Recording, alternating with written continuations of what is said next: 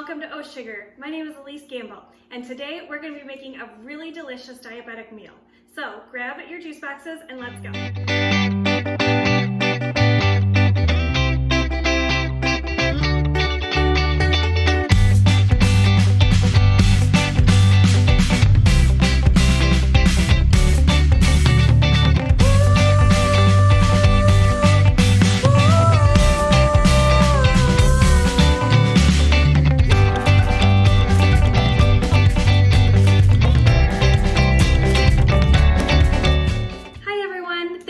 Joining us again.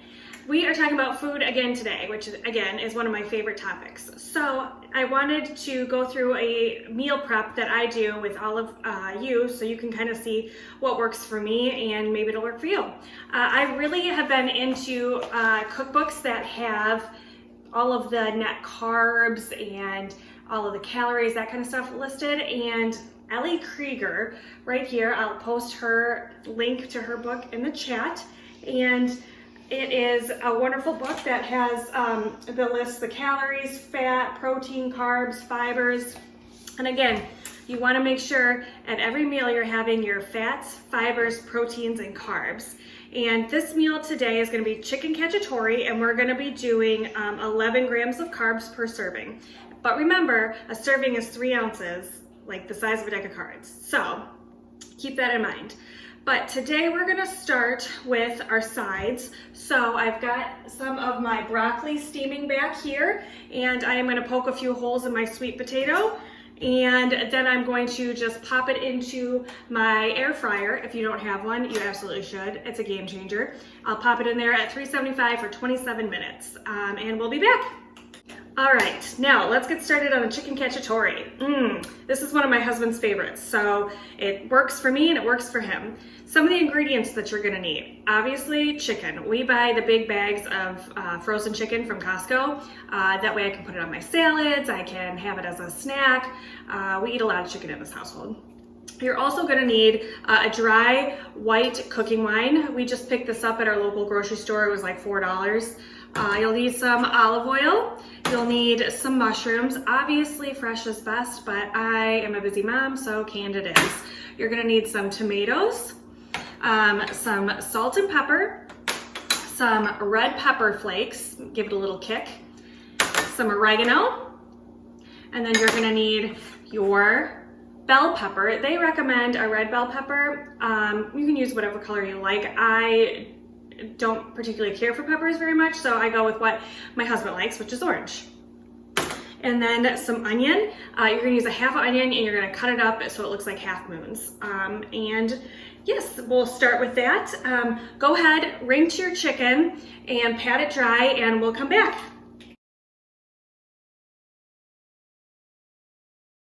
All right, we are back. So now what we're gonna do is grab our chicken. I have washed it and I have patted it all down. And what we're gonna do next is add our salt and pepper to both sides. You probably cannot see what I'm doing right now, which doesn't make it very helpful. But so here we are here. We'll grab our salt, put some salt on this side, and flip them over. Oh, I hate touching chicken. It's so gross. Ugh. Anyway, it's delicious when you eat it, right? So lots of salt, I love pepper. I put pepper on everything. And then what you're gonna do is you're gonna heat up your pan right here, put some EVOO in it, as Rachel Ray says, and get it up to a medium-high heat. And we'll put the chicken in on both sides for 4 minutes on each side, and we will be back.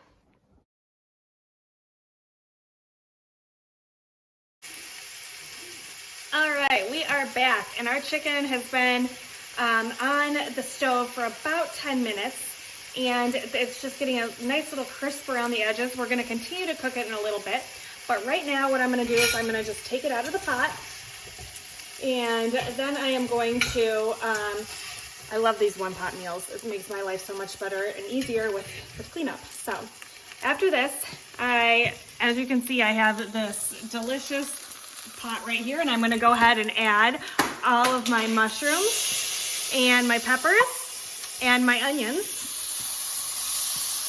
And I'm gonna salt them and pepper them a little bit more because like I said, I like a lot of extra spice. Do as I say, not as I do. Probably don't put a plastic cutting board on a hot pan, but whatever. Anyway, keep those vegetables on for about 10 minutes and then we'll be back to add the rest of the ingredients. All right, we are back and our vegetables are looking and smelling delicious. So now we are going to add the rest of our ingredients. I have my wonderful garlic press here, which I will go ahead to use to scrape off 2 cloves of garlic. I don't know if I mentioned that at the beginning of my video. I apologize if I didn't. So yes, here is scoop number 2, and this makes it really fragrant. So if you don't like garlic, you could definitely cut out a little bit on it. But yeah, swish this around in your pan with your vegetables for about 30 seconds. And then what we're gonna do is we're gonna add the wine. I have a half a cup of wine. You're just gonna add it in. You're gonna turn down the heat to a nice medium low, and you're gonna let this reduce for a couple minutes. And you wanna make sure that you're coating everything in the garlic if you choose to use the garlic. My husband and I are big garlic and onion fans. And the joys of cooking at home. We're gonna add our tomatoes.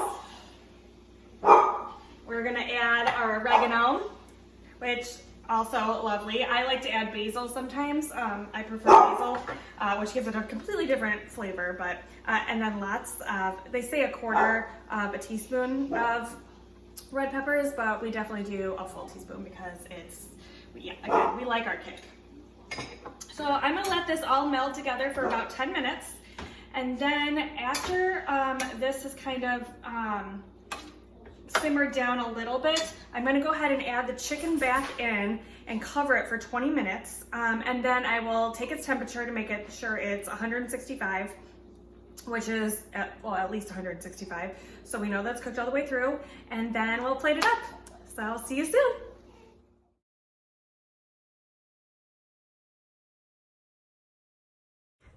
Hi everyone, we have just finished. I am about to serve this up to my husband, so let's see if he gives us a thumbs up.